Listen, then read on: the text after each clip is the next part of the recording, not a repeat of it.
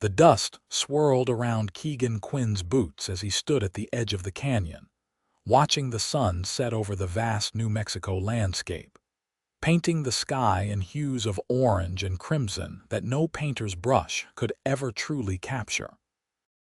It had been 15 years since he first rode this trail alone, carrying nothing but painful memories and a satchel of supplies, and each year since, he'd made the same solitary journey. The locals in Silverwood called it Quinn's Pilgrimage, though none knew its true purpose, and Keegan preferred to keep it that way. The year was 1879, and the Southwest Territories were changing rapidly. The railroad had reached neighboring towns, bringing with it the promise of progress and the threat of the only life Keegan had ever known fading into memory.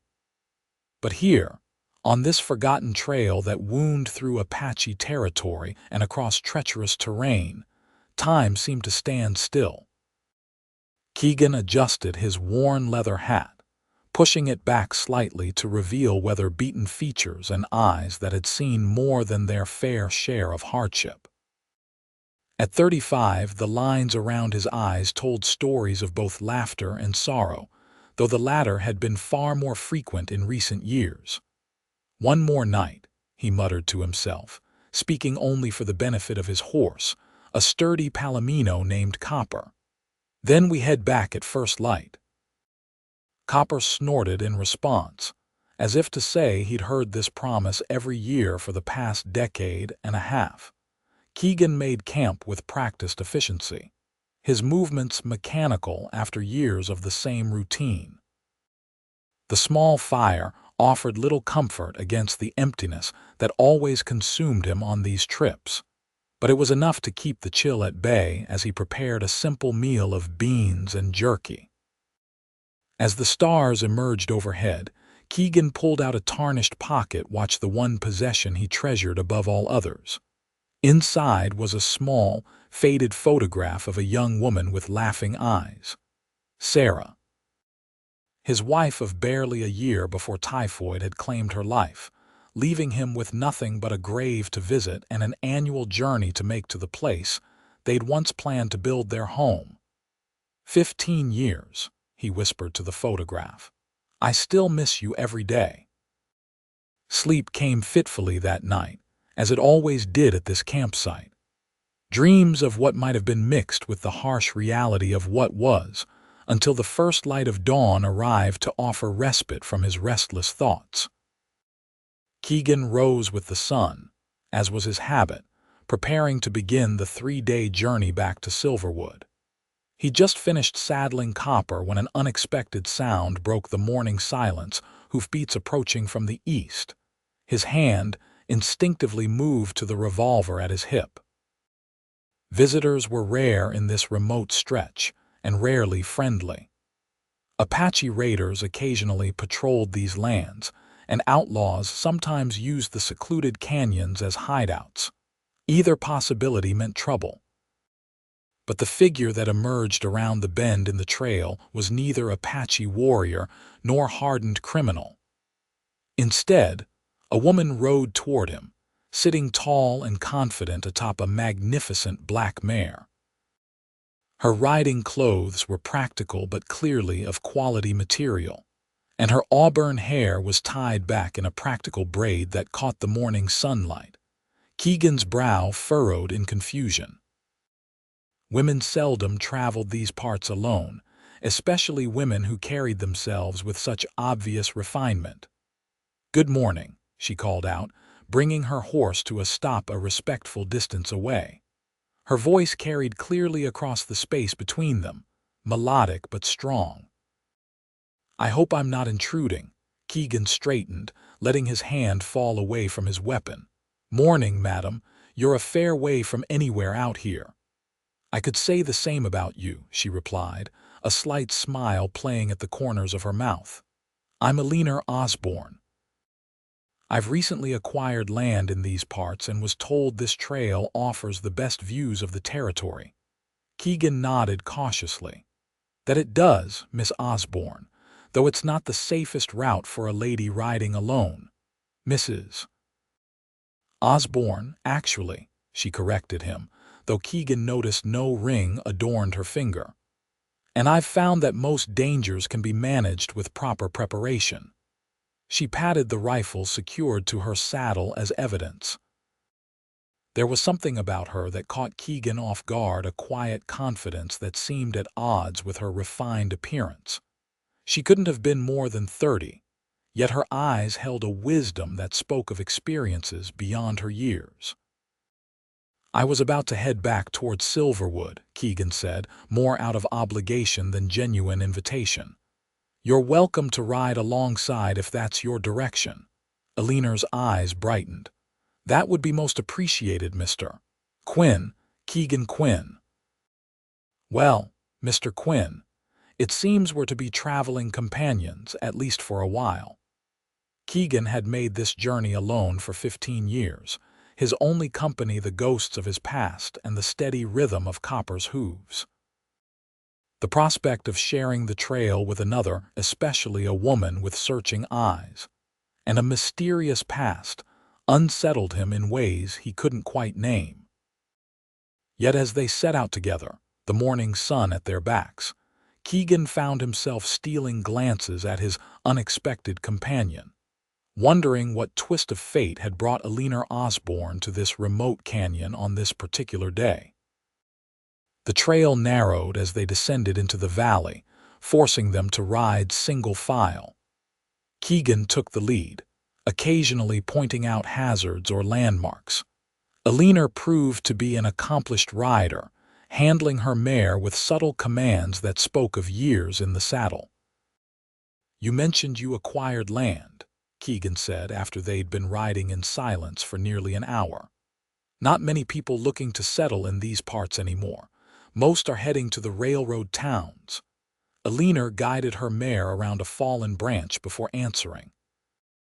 I find railroads bring noise and complication. I've had enough of both to last a lifetime. The cryptic response piqued Keegan's curiosity despite himself. Where are you from originally, Mrs. Osborne? Boston, most recently, she replied, though I've lived many places. My late husband was in the shipping business. After his passing, I decided it was time for a change of scenery. Keegan nodded, understanding all too well the desire to leave painful memories behind. I'm sorry for your loss. As am I for whatever brings you to this trail every year, Mr. Quinn. Keegan reined Copper to a stop, turning in his saddle to face her. How did you know I come here yearly? Eleanor's cheeks colored slightly. People talk in small towns. The shopkeeper in Silverwood mentioned you when I was purchasing supplies. Said you make this journey like clockwork every April. I didn't realize my comings and goings were the subject of town gossip, Keegan said, his voice cooler than intended. Not gossip, Eleanor corrected. Respect. They speak of you with admiration, though no one seems to know the purpose of your annual pilgrimage. Keegan turned away, urging Copper forward again. Some things are better left private, Mrs. Osborne. They continued in silence for several miles, the tension between them gradually easing as the landscape demanded their attention. The trail grew steep in places, requiring careful navigation, and Keegan found himself impressed by Eleanor's skill and determination. Most women of her apparent social standing would have balked at such challenging terrain. By midday, they reached a small creek where Keegan typically stopped to rest the horses. Dismounting, he helped Eleanor down from her saddle, momentarily aware of her slender waist beneath his hands before quickly stepping away. We'll rest here for an hour, he said, busying himself with unsaddling Copper. Water's clean if you're thirsty. Eleanor nodded gratefully, leading her mare to drink before settling on a flat rock near the water's edge. From her saddlebag, she produced a small parcel wrapped in cloth. I have some bread and cheese, she offered. More than enough to share. Keegan hesitated, then accepted with a nod of thanks. They ate in companionable silence, listening to the gentle burble of the creek and the occasional call of birds overhead. "This is lovely," Eleanor finally said, gesturing to the secluded clearing. "I can see why you'd make this journey despite the difficulties." Keegan followed her gaze, seeing the landscape through fresh eyes. The creek, lined with cottonwoods just beginning to bud with spring growth. The distant mesas, their red stone catching the midday sun. The wildflowers dotting the hillside in splashes of yellow and purple. "My wife and I found this place together," he said, the words escaping before he could stop them. "We were going to build a home near here." Eleanor's expression softened. "She's gone 15 years this month." Keegan looked down at his hands, calloused and weathered. "Typhoid took her before we could break ground. Yet you still come back, every year, to remember, to honor what might have been." He met her gaze. "Some might call it foolish. I call it devoted," Eleanor said quietly. "There's something beautiful about a love that endures even after death." Her words struck a chord in Keegan, resonating with an emotion he'd kept buried for so long. Few had ever understood his annual journey as anything but a peculiar habit or a mysterious ritual. Certainly, no one had ever called it beautiful. "And you, Mrs. Osborne?" he asked, finding himself genuinely curious. "What brings a Boston widow all the way to this wilderness?" Eleanor looked away, her fingers tracing patterns in the dust beside her. "A chance to start anew. My husband's death left me with means but no direction. The East holds too many memories, not all of them pleasant." Something in her tone suggested deeper wounds than mere grief, but Keegan didn't press.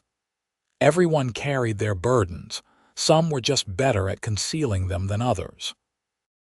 "Well," he said, standing and brushing the dust from his trousers, "we should get moving if we aim to reach Faulkner's Creek by nightfall.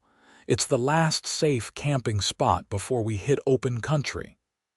As they continued their journey, something subtle began to shift between them. Conversation came more easily, punctuated by comfortable silences that felt neither awkward nor strained. Eleanor proved to be well-read and insightful, offering observations about the landscape and asking questions that showed genuine interest rather than mere politeness.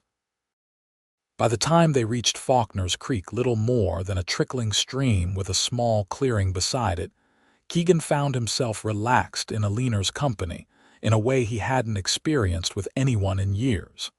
Setting up camp became a shared task, with Eleanor proving surprisingly capable. She gathered firewood while Keegan tended to the horses, then helped prepare a meal more substantial than his usual fare, thanks to the additional supplies she carried. As they sat beside the fire, stars emerging overhead in the vast desert sky, Keegan found himself sharing stories he hadn't told anyone, tales of his early days as a rancher, his brief stint as a deputy in a mining town farther north, the dreams he and Sarah had shared for their future. "You never remarried," Eleanor observed, her face half illuminated by the flickering firelight. Keegan shook his head. "Never found a reason compelling enough." "No one should spend their life alone, Mr. Quinn." "Keegan," he corrected her. "And alone isn't always lonely, Mrs. Osborne." "Eleanor," she countered with a small smile. "And I respectfully disagree. There's a difference between solitude by choice and solitude by habit." Her words lingered between them as the fire crackled and popped, sending sparks upward toward the waiting stars. "Get some rest," Keegan finally said, standing and moving toward his bedroll. "We have a long ride tomorrow." But sleep proved elusive that night. Keegan found his thoughts repeatedly returning to the woman sleeping across the dying embers of their fire. There was something about Eleanor Osborne that disturbed the careful equilibrium of his existence, a sense that her presence on this trail in this moment was somehow significant in ways he couldn't yet comprehend. Morning dawned clear and cool, with a hint of approaching spring in the air. They broke camp efficiently, working together with the ease of travelers long accustomed to each other's habits, rather than strangers barely acquainted. The day's journey took them through increasingly challenging terrain, with narrow passes and steep inclines that required careful navigation. Keegan found himself impressed by Eleanor's resilience and good humor in the face of difficulties that would have broken lesser spirits. By late afternoon, dark clouds had gathered on the horizon, promising an evening storm. Keegan scanned the landscape, recalling a small cave several miles ahead that might offer shelter if they could reach it before the weather broke. "We need to pick up the pace," he told Eleanor, nodding toward the approaching storm front. "There's shelter ahead, but we'll need to hurry." They urged their horses forward, moving at a canter when the terrain allowed. The first fat raindrops began to fall just as the cave came into view, a shallow indentation in the cliff face, but large enough to provide protection from the elements. They reached the cave just as the heavens opened, rain pouring down in sheets that quickly turned the trail into a muddy quagmire. Inside, the space was dry but confined, forcing them into closer proximity than they'd maintained thus far. "Quite the timing," Eleanor remarked, pushing damp strands of hair away from her face. In the dim light, with rain glistening on her skin, she looked younger, more vulnerable somehow. Keegan busied himself with the horses, securing them near the cave entrance where they could still benefit from the shelter. "Storm like this won't last long, but we might as well make ourselves comfortable." They managed to start a small fire using dry brush from the back of the cave, its light casting dancing shadows on the stone walls around them. Outside, thunder rumbled across the canyon, followed by flashes of lightning that briefly illuminated the landscape in stark relief. "I've always loved storms," Eleanor said, her voice barely audible above the sound of the rainfall. "There's something honest about them. No pretense, just raw power and beauty." Keegan looked at her curiously. "Most people fear them." "Most people fear anything they can't control," she replied. "I learned long ago that control is mostly illusion anyway." There was a story behind those words. Keegan could sense it in the slight tension around her mouth, the distant look in her eyes as she stared into the flames. "Your husband," he ventured cautiously. "You mentioned he was in shipping." Eleanor nodded, her expression carefully neutral. "Harold Osborne. His family owned one of the largest shipping companies in New England. And you were married how long? 7 years. Her fingers twisted a loose thread on her sleeve. "Not all of them happy ones." The admission hung between them, pregnant with unspoken details. Outside, the storm raged on, creating a strange sense of isolation, as if they were the only two people left in the world. Harold was. Eleanor began, then paused, searching for words. He was respected in society. Charming in public, different behind closed doors. Keegan felt a cold anger building as he began to understand the implication behind her careful phrasing. "He hurt you." It wasn't a question, but Eleanor answered anyway, her voice steady despite the pain evident in her eyes. "Yes." In ways that left no visible marks at first. Later he became less careful. "Is that why you came west? Because he died?" Eleanor's laugh held no humor. "Harold isn't dead, Mr. Quinn Keegan." That was a convenient fiction to avoid uncomfortable questions.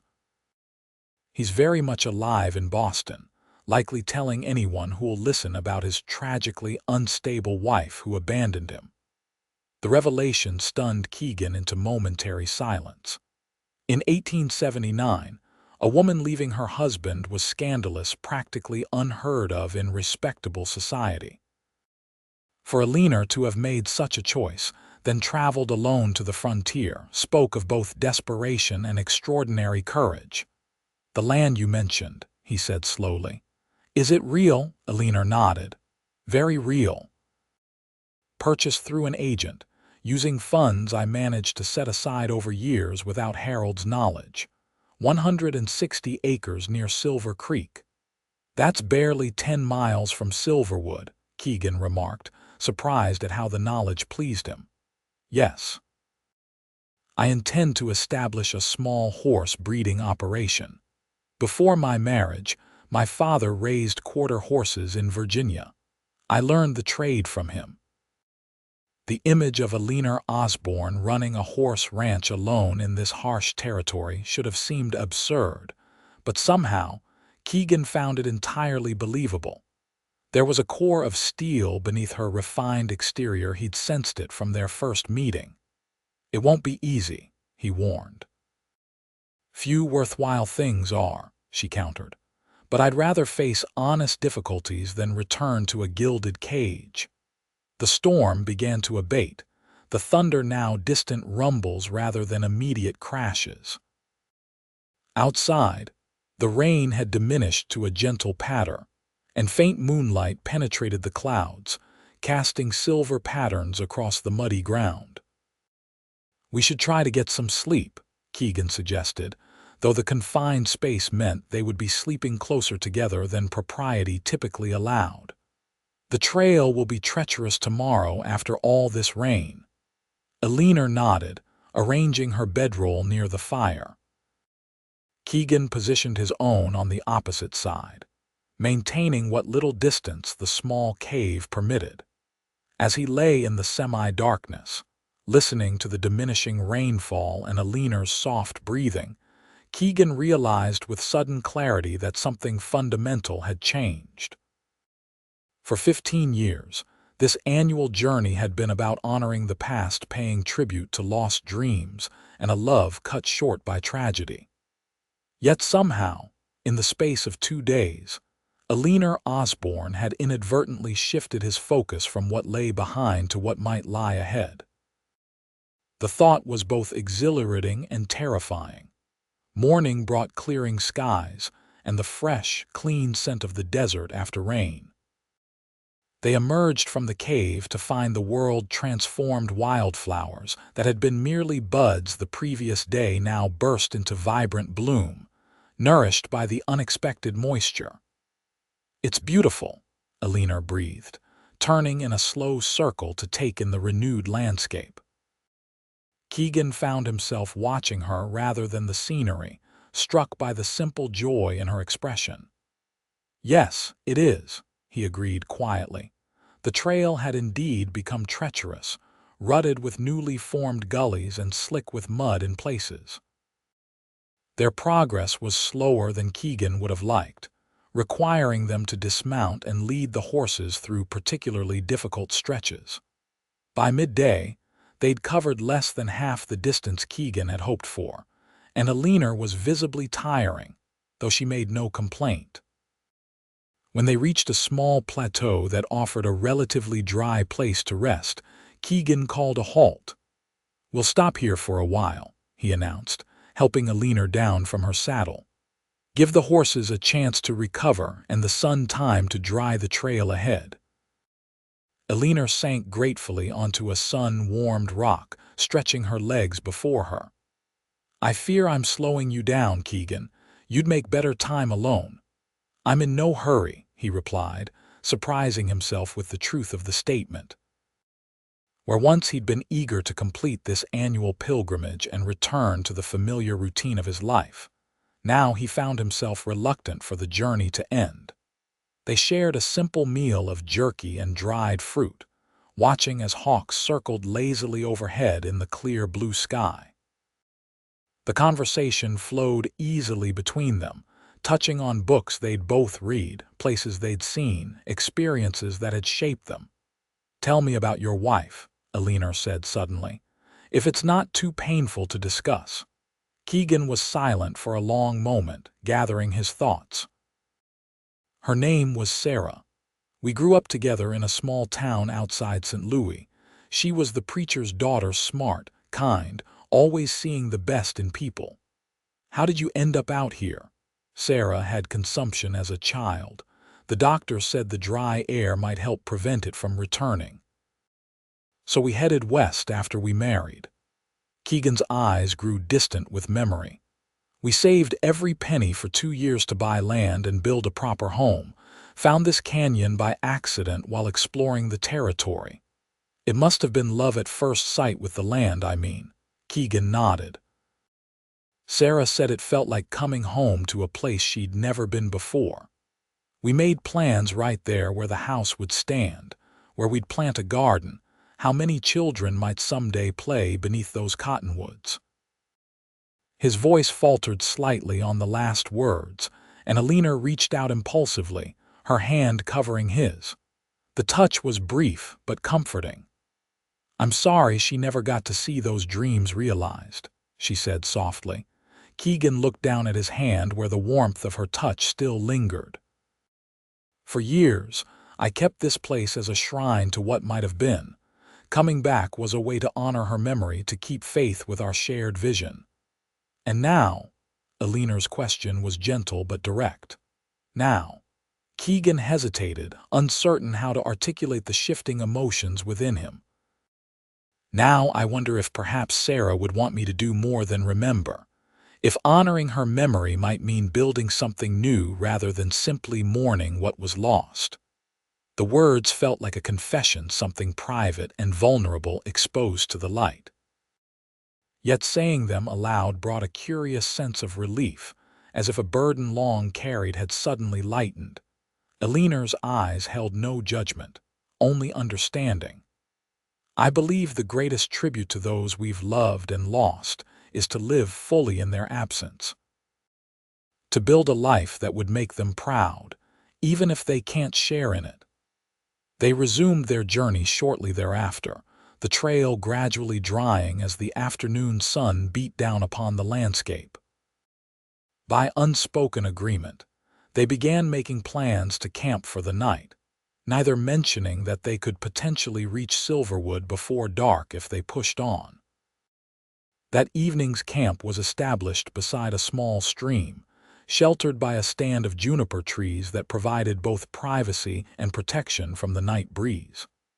As darkness fell, they sat side by side before the fire, shoulders occasionally brushing as they talked late into the night. Keegan found himself sharing stories he'd almost forgotten, humorous incidents from his youth, adventures from his early days on the frontier, even silly jokes Sarah had loved that he hadn't repeated in 15 years.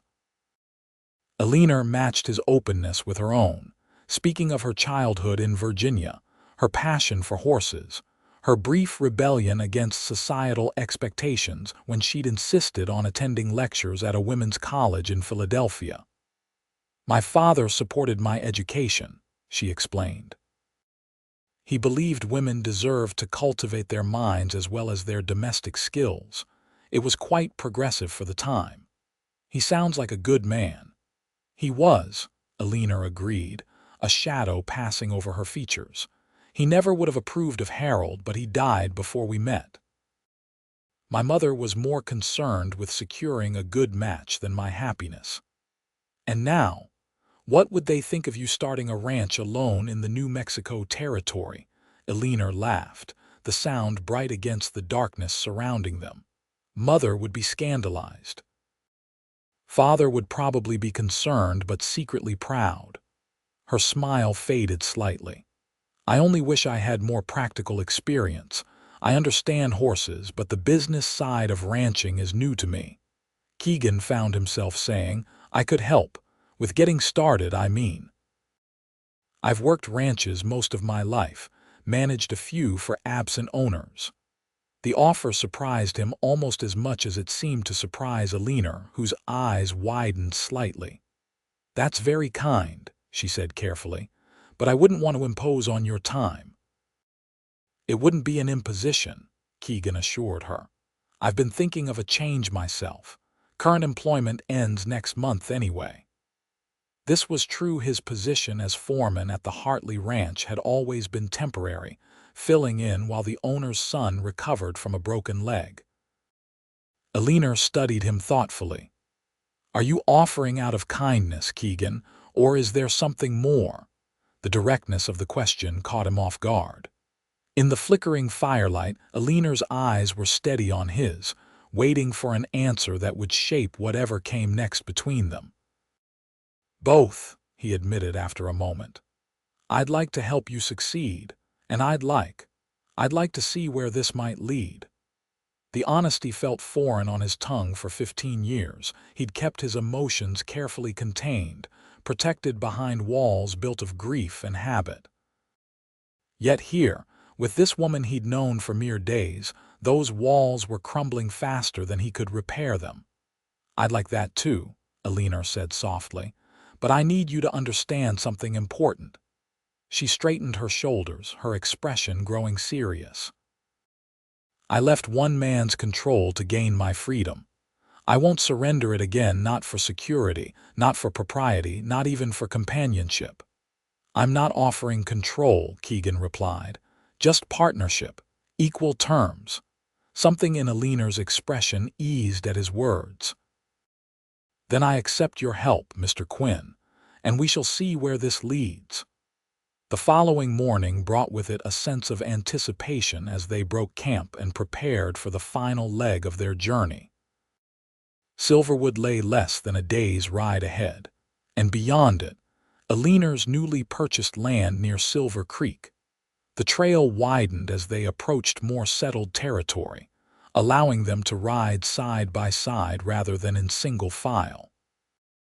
Their conversation flowed easily, punctuated by comfortable silences and occasional shared observations about the changing landscape.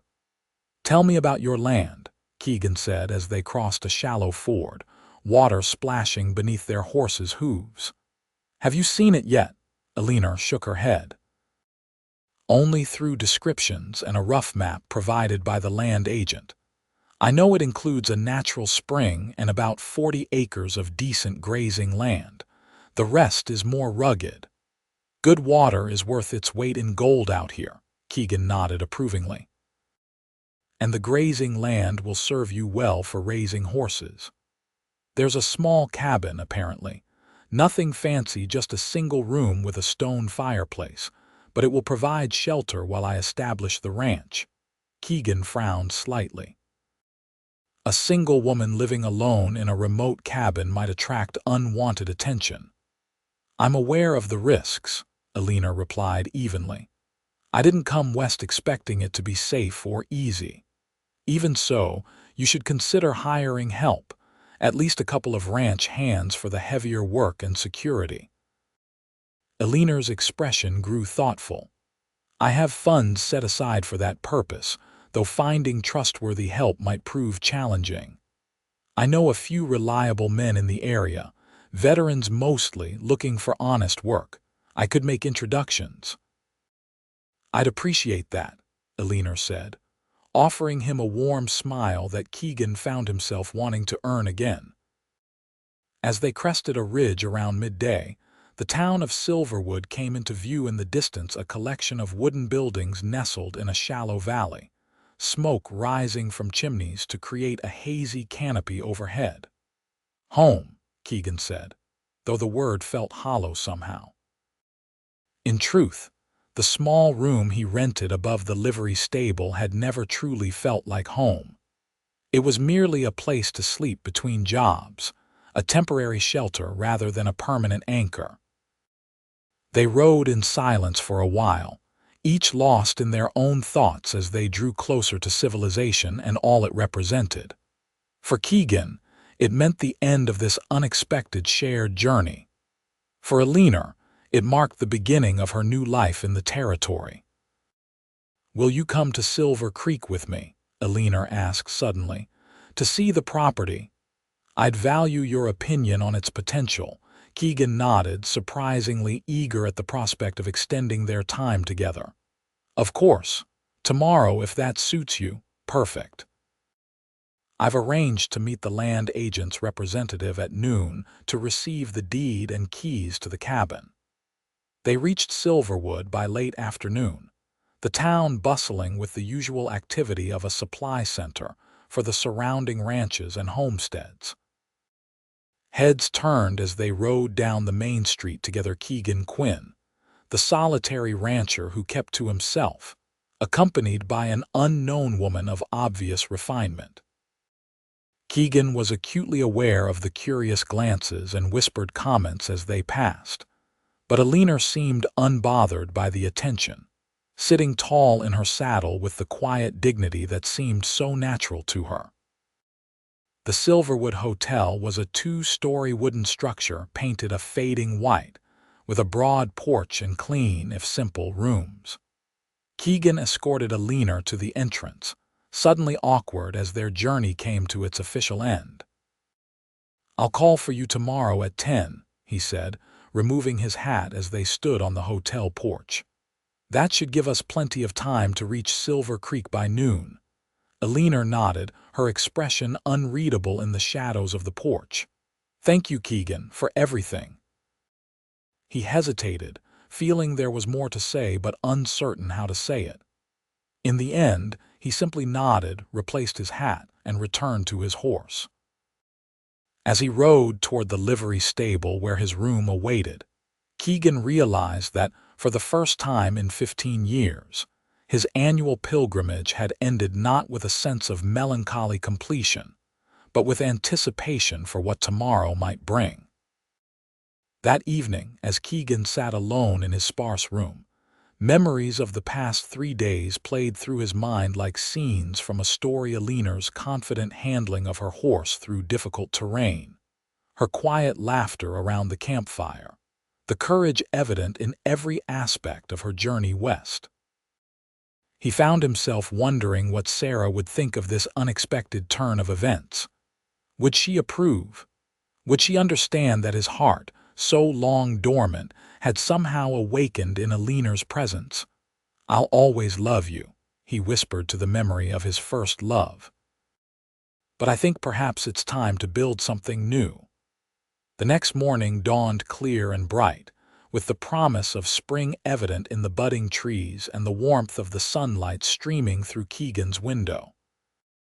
He dressed with more care than usual, selecting his least worn shirt and taking extra time to trim his beard. At precisely 10 o'clock, he arrived at the hotel, Copper freshly groomed and saddled beside him. Eleanor emerged moments later, wearing a practical riding outfit of deep blue that complemented her auburn hair, which was once again secured in a neat braid. "Good morning," she greeted him with a smile that seemed to brighten the already sunny day. "I trust you slept well." "Better than expected," Keegan replied honestly. "Ready to see your new home?" Eleanor's eyes lit with anticipation. "More than ready." They rode out of town side by side, aware of the curious glances following their departure but focused on the journey ahead. The trail to Silver Creek meandered through rolling hills dotted with juniper and pinon pines, the land growing more verdant as they neared the water source that gave the area its name. "It's beautiful country," Keegan observed as they crested a hill that offered a panoramic view of the valley below. "Good protection from winter winds, plenty of natural resources." Eleanor nodded, taking in the landscape with eager eyes. "I can already envision where corrals might go, perhaps a proper stable eventually." Her enthusiasm was infectious, and Keegan found himself offering suggestions as they continued toward their destination, where to position buildings for maximum efficiency, which areas might provide the best protection for young foals in spring, how to manage water resources during the dry summer months. They arrived at Silver Creek shortly before noon, following the land agent's directions to a small cabin nestled against a rocky hillside. The structure was simple but sturdy, its stone chimney rising solidly above the wooden roof. Nearby, a natural spring bubbled from the ground, creating a small but consistent stream that joined the larger creek several hundred yards away. "What do you think?" Eleanor asked, her voice betraying a hint of nervousness as they dismounted and surveyed the property. Keegan walked the immediate area, examining the cabin's construction and the quality of the nearby grazing land before answering. "It has good bones," he said finally, turning to face her. "The location is excellent: water, shelter, defensible position. The cabin needs work, but nothing that can't be managed with time and effort." Relief washed over Eleanor's features. "I was afraid I'd been swindled. Buying property sight unseen is always a risk." "You chose well," Keegan assured her, "or got lucky. Either way, this land has real potential." A cloud of dust on the horizon announced the approach of a rider, presumably the land agent's representative with the deed and keys. As they waited, Keegan found himself mentally cataloging all the tasks necessary to transform this raw land into a working ranch, surprised by how easily he could picture himself participating in the process. The land agent's representative, a young clerk named Davis, arrived precisely at noon, carrying a leather portfolio containing the official documentation and a set of iron keys to the cabin's sturdy door. "Mrs. Osborne?" he inquired, looking between Eleanor and Keegan with slight confusion. "Yes, that's me." Eleanor stepped forward, extending her hand in a businesslike manner. "And this is Mr. Quinn, my consultant." Keegan nodded at the introduction, noting the slight hesitation before Eleanor defined his role. It was, he supposed, as accurate a description as any for whatever was developing between them. The transaction was completed efficiently, with Eleanor signing the necessary documents and receiving both the deed and keys with evident satisfaction. Davis departed shortly thereafter, leaving them alone to explore Eleanor's new property more thoroughly. The cabin's interior was spare but clean, consisting of a single room with a stone fireplace, a rough-hewn table with 2 chairs, and a narrow bed frame lacking a mattress. Shelves lined one wall, and a small window provided natural light and a view of the surrounding countryside. "It's rather austere," Eleanor observed, running her hand along the smooth wooden surface of the table, "but it has character." "It has potential," Keegan corrected gently. "With some work and a few comforts, it could be quite hospitable." Their eyes met across the small space, and something unspoken passed between them, an acknowledgement of possibilities neither was quite ready to voice aloud. "I should return to town," Eleanor said finally, breaking the moment. "There are supplies to purchase, arrangements to make." Keegan nodded, following her outside where their horses waited patiently. "I could help with that, making a list of necessities, finding the best prices." "I'd appreciate that," Eleanor replied, her smile genuine if somewhat reserved. "There's so much to do, and while I've planned extensively, I'm certain there are considerations I've overlooked." As they rode back toward Silverwood, Keegan found himself increasingly invested in Eleanor's success. Ideas for improvements to the property, suggestions for local resources, names of reliable craftsmen who might assist with necessary construction, all flowed freely as they discussed the practical aspects of establishing her ranch. The sun was low on the horizon by the time they returned to town, casting long shadows across the dusty Main Street. Outside the hotel, they paused, neither quite ready to part company. "Would you join me for dinner?" Eleanor asked, her directness still catching Keegan by surprise. "The hotel dining room is supposed to be quite decent, and I find I'm not ready for our conversation to end." Keegan hesitated only briefly before nodding. "I'd be honored, though I should probably change first." He glanced down at his trail dusty clothes with a rueful smile. 7 o'clock. Eleanor suggested. "That should give us both time to refresh ourselves."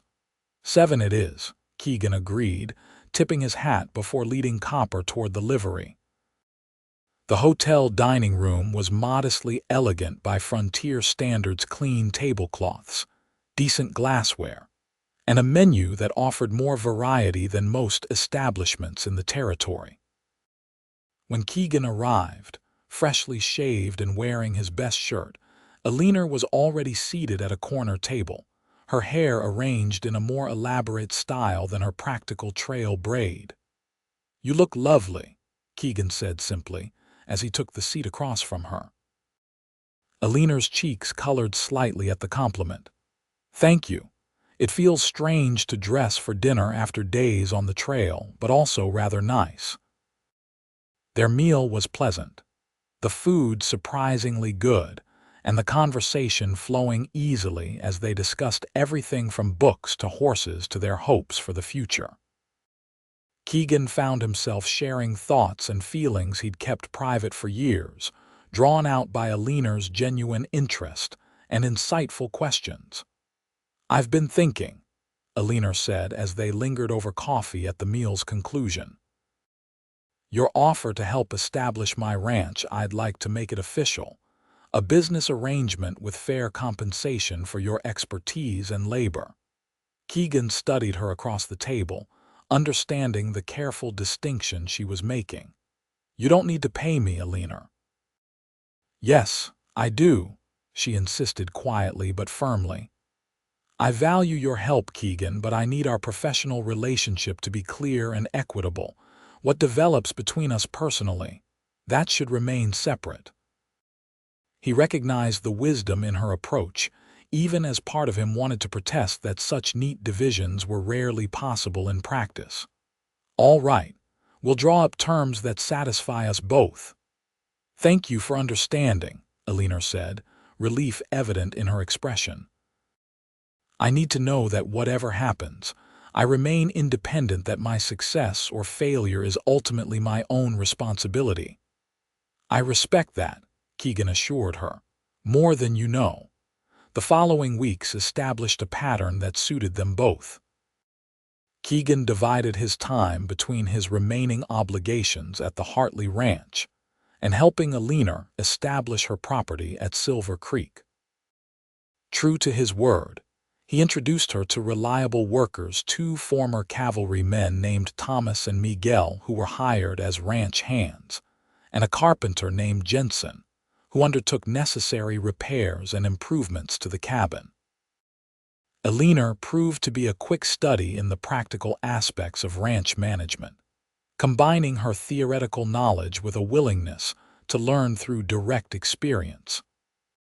She worked alongside her hired men, earning their respect through competence and fair treatment rather than demanding it through authority. Keegan found himself increasingly drawn to this remarkable woman who faced each new challenge with determination and adaptability. Their professional relationship provided a framework for growing friendship, while the attraction between them simmered beneath the surface, acknowledged but not acted upon, as they established the foundation of mutual respect and trust. Spring gave way to early summer, bringing longer days and the opportunity for significant progress on the ranch. Corrals were constructed, a small but functional stable erected, and the cabin expanded to include a separate sleeping area and a covered porch where Eleanor often sat in the evenings, watching the sun set over her land with evident satisfaction. It was on such an evening in late June that Keegan arrived at Silver Creek, carrying news that would potentially alter the course of their carefully balanced relationship. "The Hartley job is finished," he announced as he joined Eleanor on the porch. "Young James is fully recovered and ready to take over as foreman." Eleanor studied him in the fading light. "So you're officially available for full-time work here if you're still interested." "I am," Keegan confirmed, "but there's something else we should discuss." Eleanor's expression grew cautious. "What is it?" "I've been offered a position managing the Walker spread near Tucson. Good salary, decent accommodations.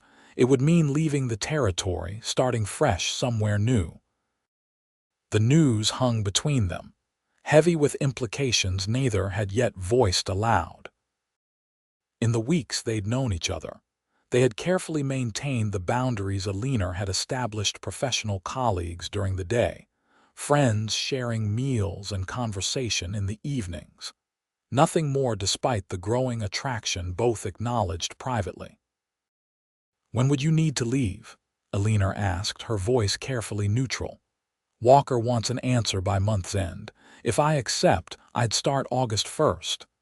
Eleanor nodded slowly, her gaze shifting to the darkening landscape before them.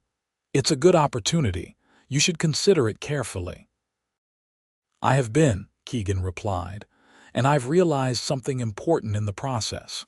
She turned to face him then, her expression questioning but guarded. "I don't want to leave," he said simply. "Not unless you ask me to go." The directness of his statement seemed to catch Eleanor by surprise. For a moment, she remained silent, her fingers twisting the fabric of her skirt in an unconscious gesture of uncertainty. "Why?" she finally asked, the single word laden with meaning. Keegan took a deep breath, choosing his words with care. "Because in these past weeks, I've found something I thought I'd lost forever: purpose, connection, the possibility of a future that holds more than memories and regrets." "Keegan, let me finish," he said gently. "I understand your need for independence, Eleanor. I respect it. But I've come to care for you in a way I never expected to care for anyone again. If friendship and professional collaboration are all you can offer, I'll accept that and remain here as your ranch manager. But if there's a chance for more between us, I'd like to explore that possibility." Eleanor's eyes shimmered in the fading light. "I care for you too," she admitted softly. "More than I intended to, certainly more than is wise given my circumstances." "Your circumstances?" "I'm still legally married, Keegan. Harold could find me if he chose to look hard enough. And while I've established a new identity here, the law would still consider me his property, not my own woman." Keegan frowned, understanding the very real legal and social complications her situation presented. "Have you considered divorce?"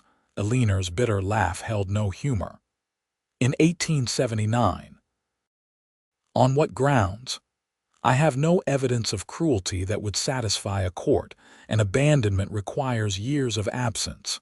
No, legally I'm trapped unless Harold chooses to divorce me, which his pride would never allow."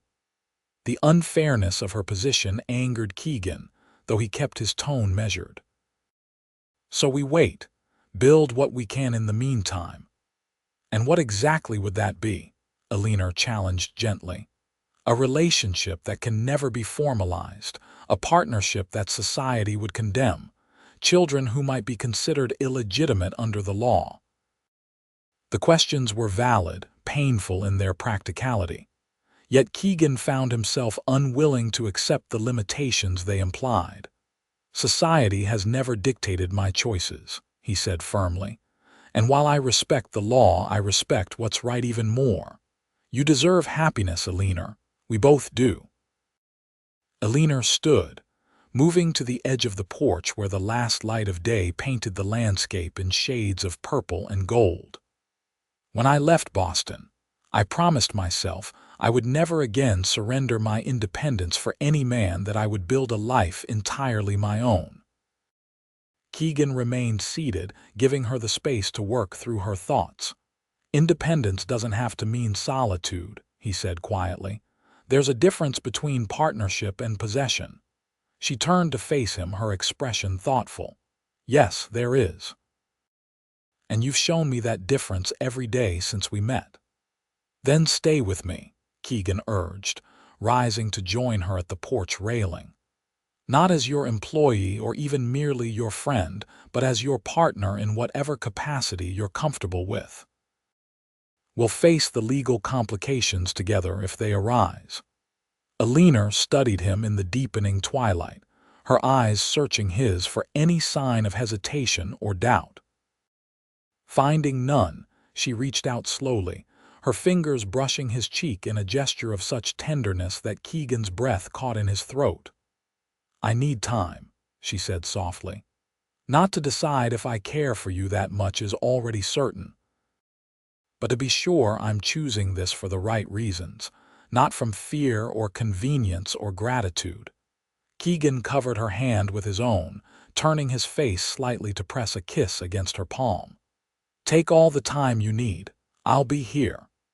The simple declaration seemed to touch Eleanor deeply.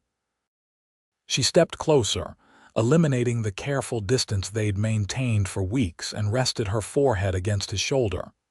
Thank you, she whispered, for understanding, for being patient, for seeing me as I truly am. Keegan's arms encircled her gently, offering comfort without demand, as night finally claimed the landscape around them. In that moment of quiet connection, something profound shifted between them, a silent acknowledgement that whatever path they chose going forward, it would be one they walked together. The following weeks brought significant changes to Silver Creek Ranch, as Eleanor's vision began to take tangible form. The first horses arrived, two sturdy broodmares and a young stallion with bloodlines that promised quality offspring. Fencing was completed around the prime grazing areas, and plans were drawn for a larger, more permanent residence to replace the expanded cabin. Through it all, Keegan and Eleanor worked side by side, their professional partnership deepening even as they carefully navigated the evolving personal relationship between them. Small gestures of affection became part of their daily interactions, a touch of hands when passing tools, shared smiles across the corral, evenings spent in conversation on the cabin porch as stars emerged overhead. By early August, Silver Creek Ranch had transformed from raw potential to functioning reality. Eleanor's knowledge of horses proved invaluable, her eye for quality stock already attracting interest from neighboring ranchers. Keegan's practical experience with land management and construction ensured that the infrastructure developed efficiently, designed for both immediate needs and future expansion. It was on a warm August evening, as they shared a simple meal at the rough-hewn table in Eleanor's cabin, that the careful balance they'd maintained finally shifted.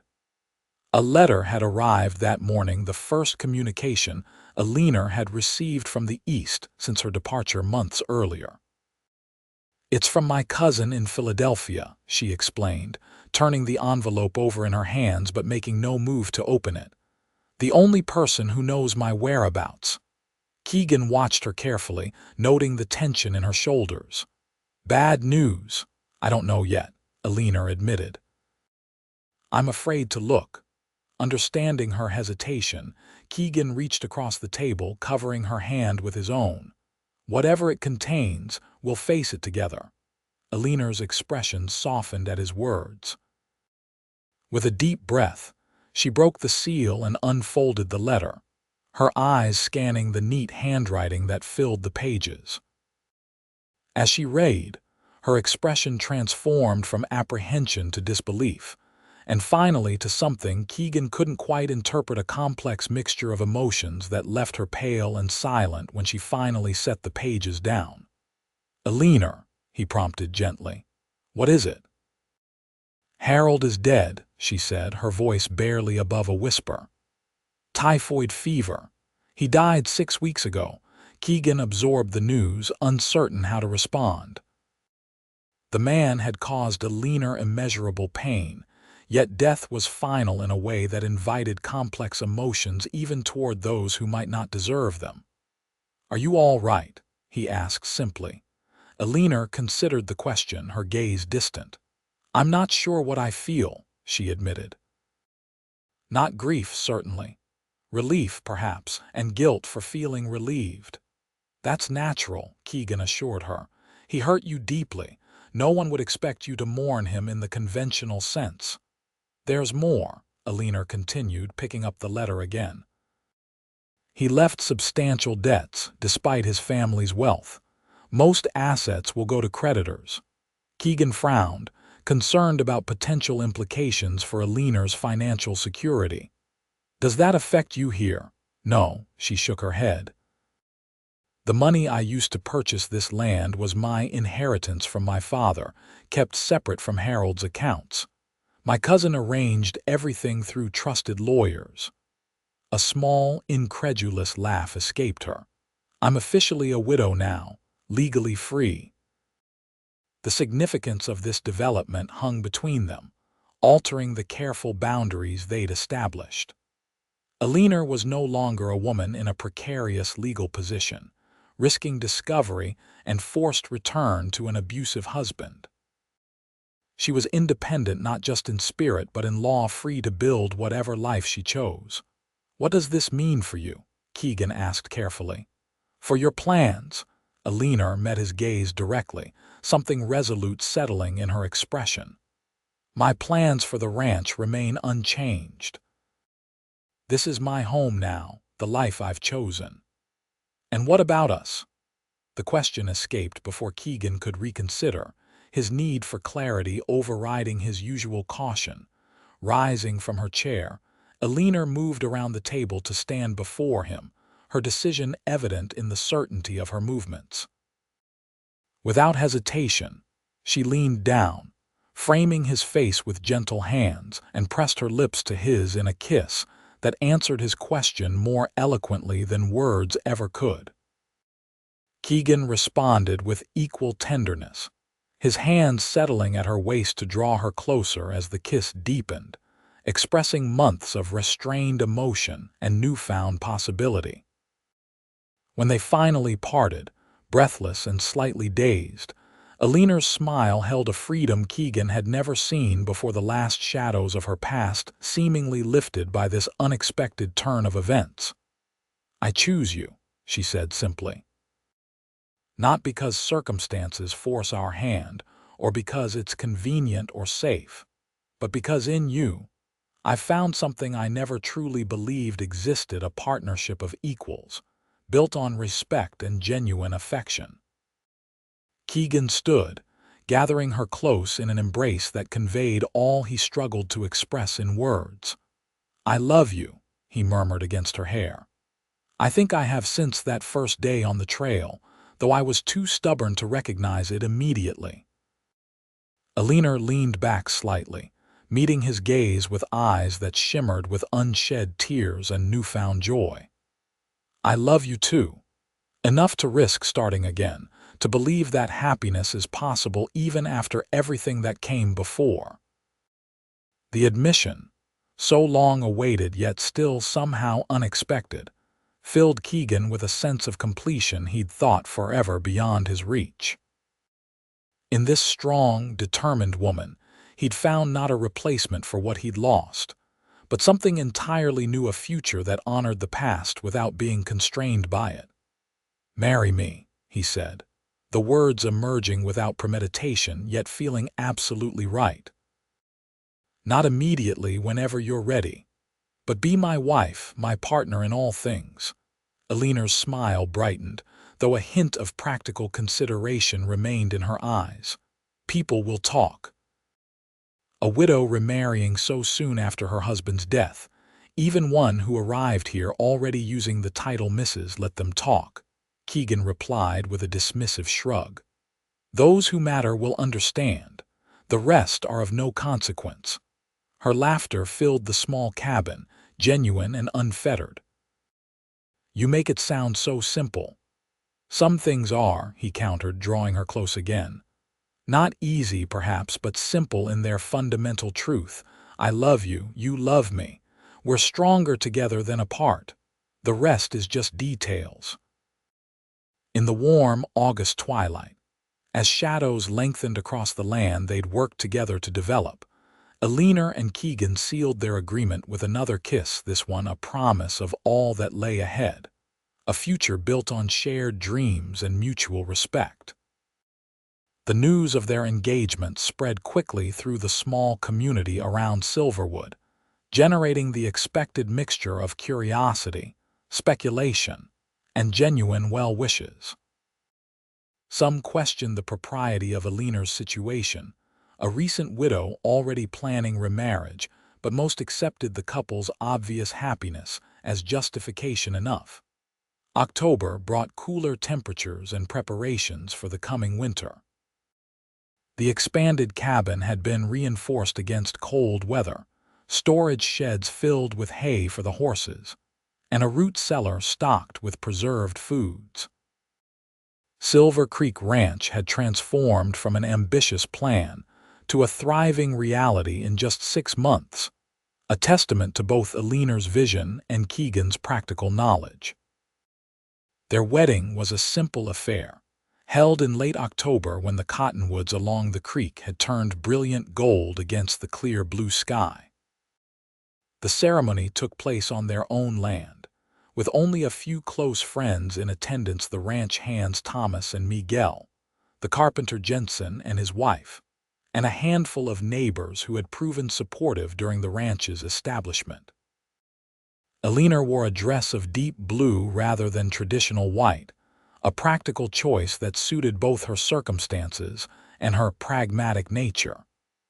Keegan, unaccustomed to formal attire, nevertheless looked distinguished in a new suit purchased specifically for the occasion. The local justice of the peace officiated, his words brief but meaningful as he joined two people who had found in each other not just love, but true partnership. "I never expected this," Keegan admitted that evening as they sat together on the porch of what was now their shared home. "When I made that annual journey last April, I thought I was simply honoring the past, not opening the door to a new future." Eleanor leaned against his shoulder, her hand finding his in the gathering darkness. "Sometimes the most important journeys are those that don't go according to plan." "I'll still visit the canyon," Keegan said after a moment. "Not out of obligation or grief, but gratitude. Without Sarah, without that trail, I would never have found you." "Then perhaps next year we could go together," Eleanor suggested. "Honor the path that brought us here while creating new memories of our own." Keegan smiled at the suggestion, recognizing its perfect symmetry. "I'd like that." As stars emerged overhead, they sat in comfortable silence, contemplating the journey that had brought them together and the future they would build side by side. From different backgrounds, carrying different scars, they had nonetheless found in each other the strength to begin again, to transform solitary trails into a shared path forward. Winter arrived with unexpected gentleness that year, bringing enough snow to blanket the land in pristine white without the bitter cold that sometimes plagued the territory. Eleanor and Keegan settled into married life with surprising ease, their daily routines already established through months of working together. Christmas was celebrated simply but joyfully, with small, thoughtful gifts exchanged before a roaring fire. Eleanor presented Keegan with a finely crafted leather saddle she'd commissioned months earlier from a master craftsman in Santa Fe. Keegan's gift to Eleanor was a delicate silver pendant shaped like a horse in full gallop, a symbol of the freedom she had fought so hard to achieve. As winter gave way to early spring, Silver Creek Ranch continued to prosper. The first foals were born in March, strong, healthy animals that promised to establish the ranch's reputation for quality stock. Eleanor's knowledge of bloodlines and breeding practices proved invaluable, while Keegan's practical experience ensured that the growing operation ran smoothly and efficiently. April brought the anniversary of their first meeting, and true to their agreement, they prepared for a journey to the canyon where their paths had intersected the previous year. The trail was familiar to Keegan, etched in his memory through 15 annual pilgrimages, yet riding it with Eleanor beside him transformed the experience entirely. "It's different, seeing it through your eyes," he observed as they made camp at the spot where they had first encountered each other. "For years, this journey was about what I'd lost. Now it's about what I've found." Eleanor's smile held understanding beyond words as she helped prepare their evening meal. That's how healing works, I think. Not forgetting the past, but finding a way to carry it forward without being crushed by its weight. They spent the night beneath the same stars that had witnessed their first conversation, now comfortable in a silence born of deep connection rather than awkward unfamiliarity.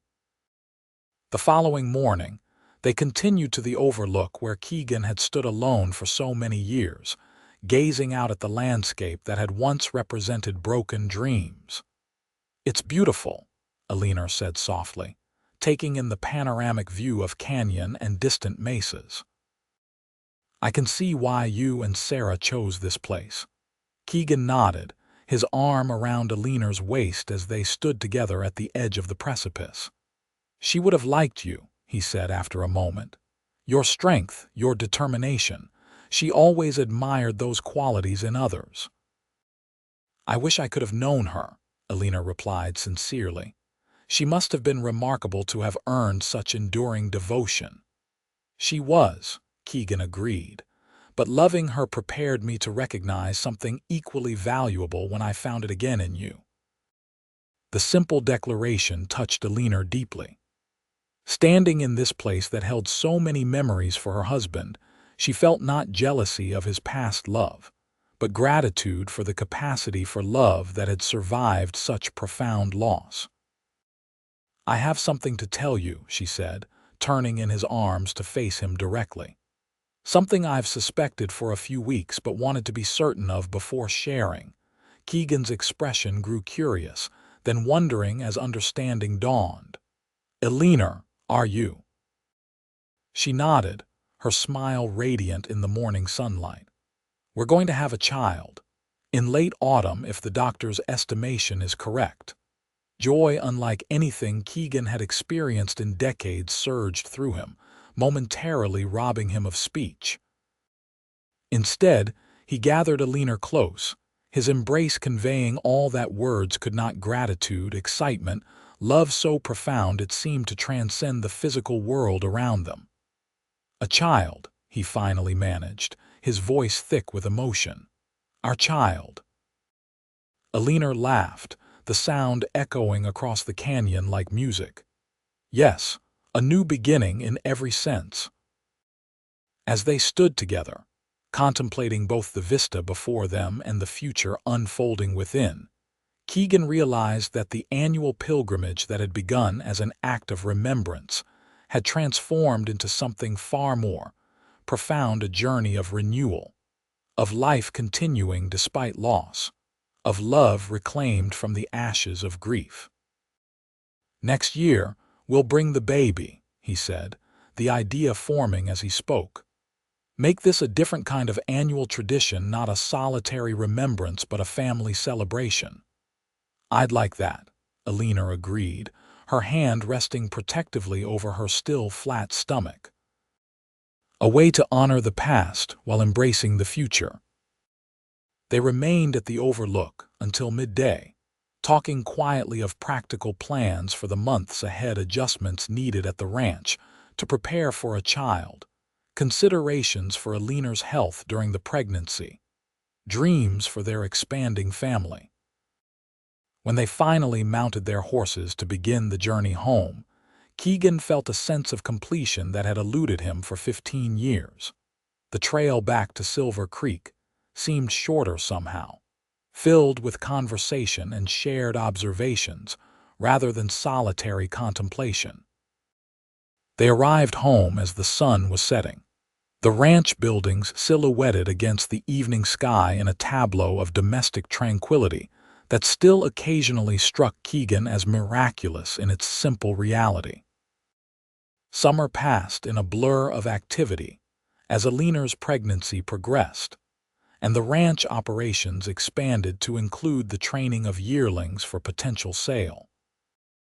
Despite her changing condition, Eleanor remained actively involved in the daily management of the horse breeding program, adjusting her responsibilities as needed but never relinquishing her role as full partner in their shared enterprise. Autumn brought the harvest season and final preparations for winter, along with increasing anticipation of the child's arrival. The original cabin had been expanded again during the summer months, with a proper nursery added adjacent to the main bedroom and additional comforts incorporated throughout the structure. On a crisp November evening, as the first snow of the season began to fall, Eleanor went into labor.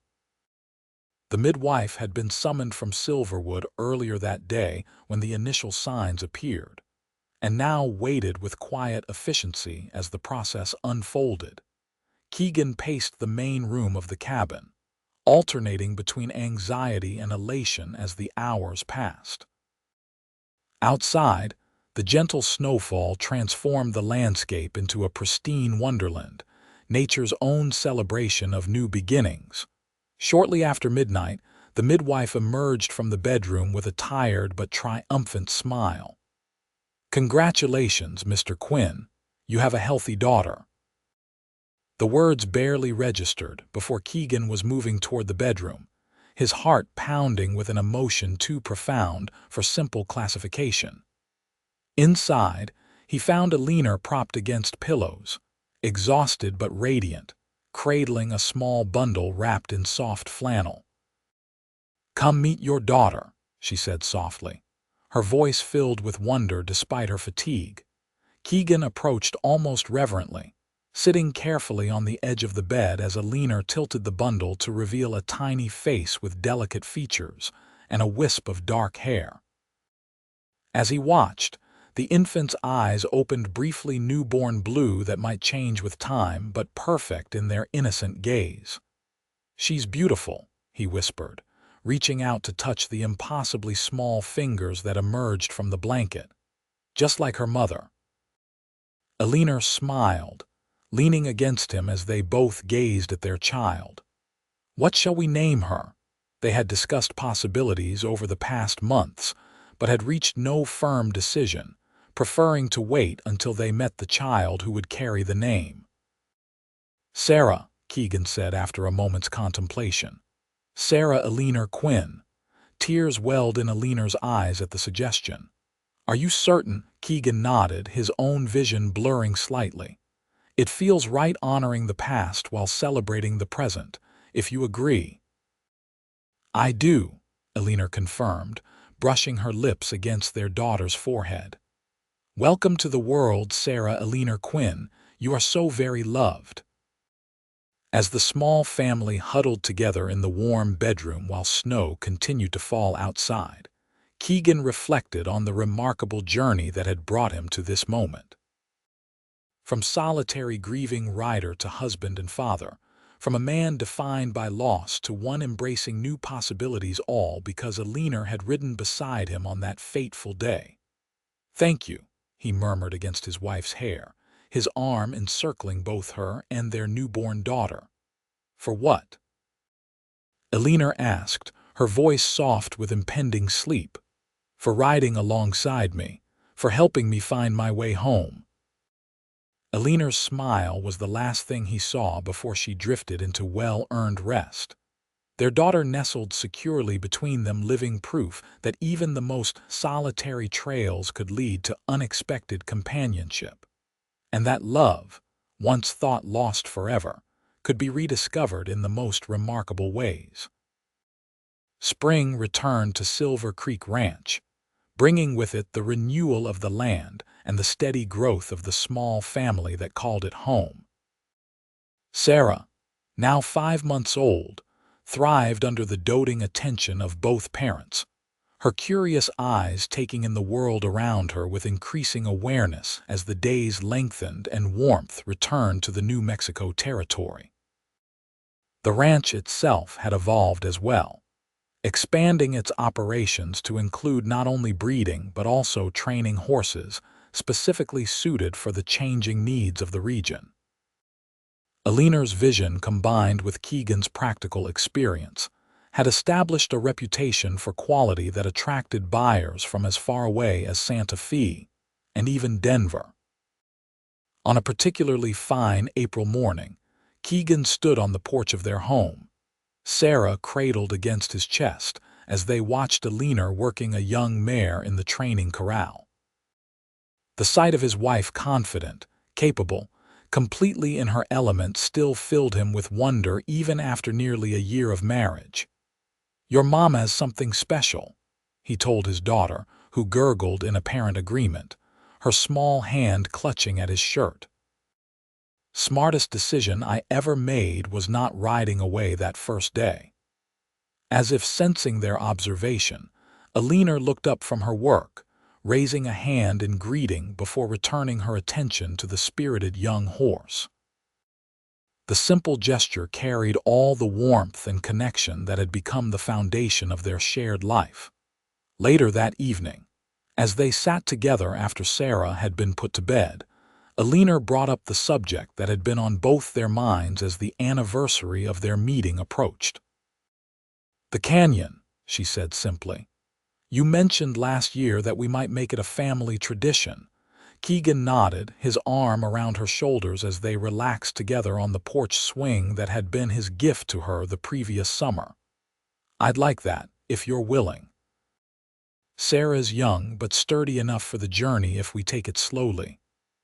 "I think it's important," Eleanor agreed, "for all of us. A reminder of how far we've come and where it all began." 3 days later, they set out on the now familiar trail. Sarah secured in a special carrier Keegan had designed that allowed her to ride safely with Eleanor. The journey was necessarily slower than in previous years, with frequent stops for the baby's needs, but the deliberate pace allowed them to appreciate details of the landscape that might otherwise have gone unnoticed.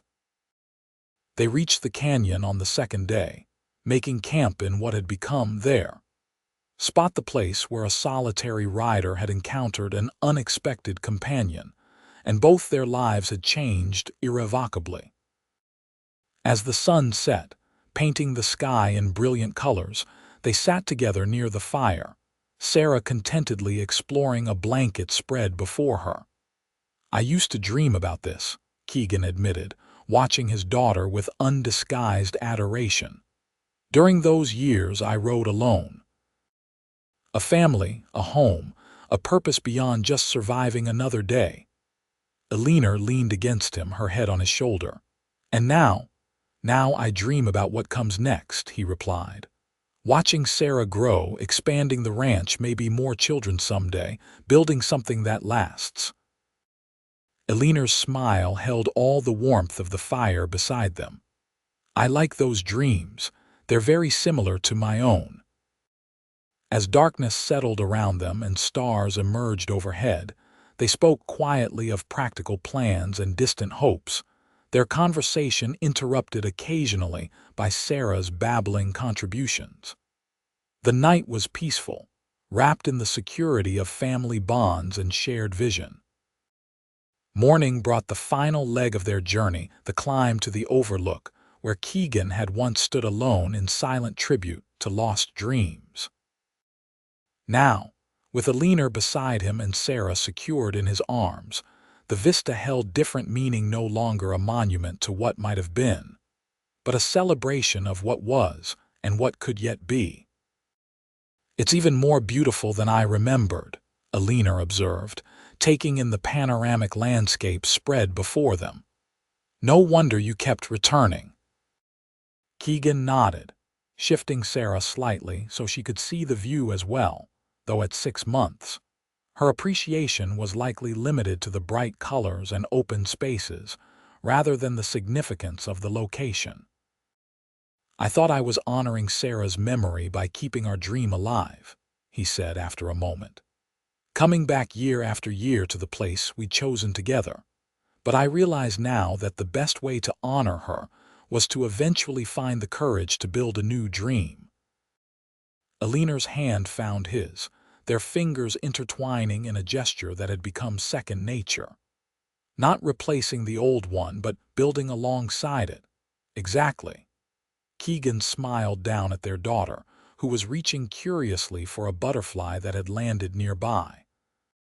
She would have wanted that: happiness, family, purpose, not endless grieving. They remained at the overlook through midday, sharing a picnic lunch and taking turns pointing out distant landmarks to Sarah, who responded with enthusiastic if incomprehensible commentary of her own. When they finally began the journey back towards Silver Creek Ranch, Keegan felt the same sense of completion that had marked their previous departure from this special place, not an ending, but a continuation, another chapter in an ongoing story. The trail home seemed alive with possibility, each bend and vista offering new perspectives on familiar territory. They traveled at an easy pace, making camp early that evening in a sheltered grove where a small spring provided fresh water and cottonwood trees offered protection from the breeze that had picked up as afternoon transitioned to evening. "I've been thinking," Eleanor said as they sat together after Sarah had fallen asleep, her small form nestled securely in a makeshift cradle nearby. "About next year's journey." Keegan raised an eyebrow, waiting for her to continue. "Perhaps we could invite others to join us," she suggested. "Thomas and Miguel have become like family. Jensen and his wife, too. Make it a community tradition rather than just a family one." The idea surprised Keegan. Initially, the canyon journey had always been private, first in his solitary grief, and later in the intimate beginnings of his relationship with Eleanor. Yet as he considered her suggestion, he found himself warming to the concept of sharing this special place with those who had become important parts of their extended family. "I like that," he said finally. "Creating new memories, new traditions, while honoring the original purpose." Eleanor's smile in the firelight reflected her pleasure at his acceptance. "That's what building a life is about, isn't it? Honoring what came before while creating something new that includes others." As they settled into their bedrolls beneath the star-strewn sky, Sarah sleeping peacefully between them, Keegan reflected on the extraordinary journey that had brought him to this moment. From solitary grief to shared joy, from isolated remembrance to communal celebration, all because one April day, he had encountered an unexpected rider on a familiar trail. "I love you," he whispered across the small space that separated them, his words carrying clearly in the night stillness. "And I you," Eleanor replied, her voice equally soft yet filled with certainty. "Always." The promise hung between them, as vast and enduring as the landscape that surrounded their small camp, a commitment not just to the present moment, but to all the journeys yet to come, all the trails they would travel side by side in the years ahead. Morning brought clear skies and gentle warmth, perfect conditions for the final leg of their journey home. They packed camp with practiced efficiency, working around Sarah's schedule with the easy coordination of parents who had learned to adjust their rhythms to accommodate their child's needs. As they mounted their horses for the ride back to Silver Creek Ranch, Keegan with Sarah secured against his chest, Eleanor leading the pack horse, he felt a sense of rightness that transcended simple contentment. This was where he belonged, who he was meant to be, not the solitary rider grieving endlessly for what could never be recovered, but a man fully engaged in the present, embracing the unexpected gifts life had offered after years of loss. "Ready?" Eleanor asked, her eyes bright with anticipation of returning to the home they had built together. Keegan nodded, adjusting his hat against the morning sun. "Ready." Side by side, they rode the familiar trail toward home, their shared future stretching before them like an unwritten story waiting to unfold, one they would write together, one day, 1 mile, 1 moment at a time. And as they crested the final ridge that overlooked Silver Creek Ranch, Keegan knew with absolute certainty that while he might still ride that canyon trail each April in remembrance, he would never again ride it alone. For in Eleanor, he had found not just a traveling companion but a true partner for all the journeys that lay ahead.